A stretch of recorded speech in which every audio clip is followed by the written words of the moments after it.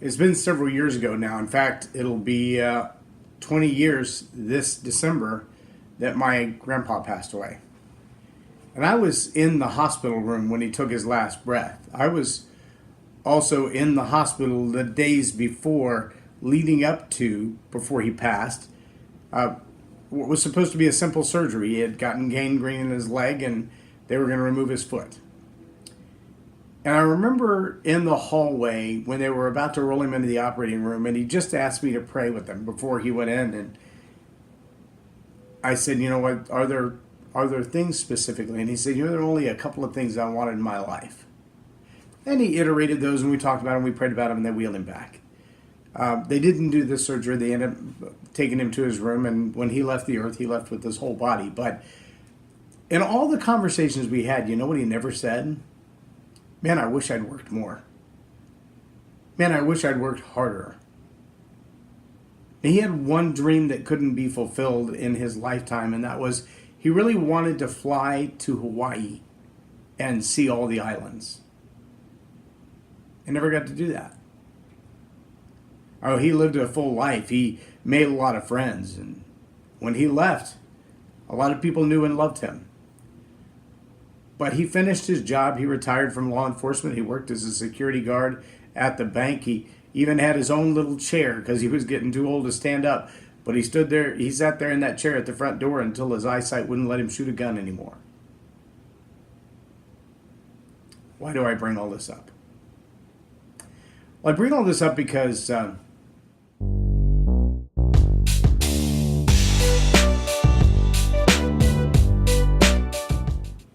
I'm J Loren Norris with Leading Leaders Podcast. And part of my mission, my role as a leader, is to influence other leaders. Leading leaders. But I realize as time flies by, how many of us reach near the end of life, or reach the end of life, or reach a place in life where we're looking back going, have I done those things on my bucket list? Have I accomplished what I was put here to do? Better question, do I even know what I was put here to do?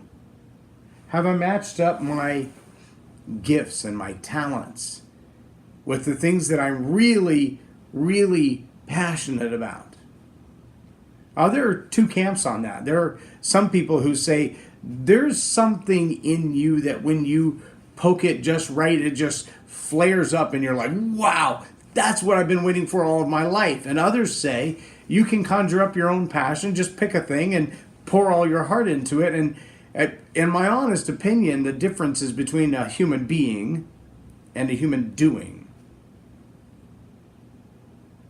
I think a human being realizes that we all have grand uniquenesses and significant traits and talents that are ours alone. I will not likely be a ballerina. I don't have the physique for it. I don't have the agility for it. I don't have the balance for it. And oddly enough, I don't have a love for it.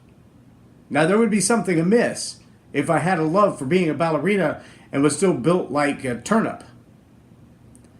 It wouldn't be a good mix. There would be something awry. But see, I do have a great passion for teaching and talking. I do have a great passion for communicating with strangers, and I'm hardly afraid of anybody.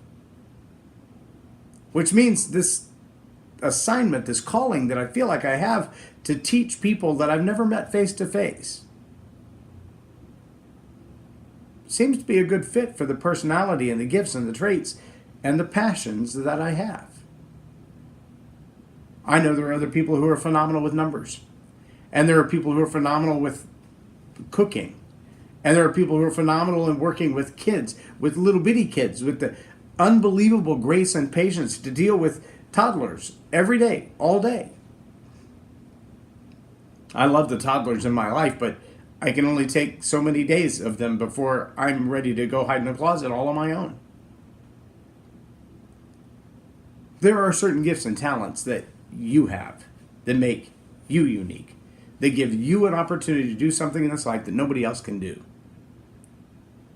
And I challenge you not to just show up at work, collect a paycheck, pay the bills, gather up stuff so that you can give it all away to somebody who doesn't really care when you die.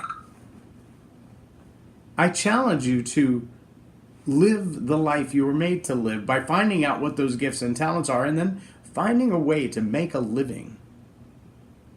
Living out your passion with your gifts and talents. And if you can't make a living doing that, at least make it a side thing. At least find a way that somewhere between your job and your hobbies, you have this other thing you do, and that is to live out your passion. Don't leave this earth having just been here to buy stuff and pay bills. You're worth so much more than that.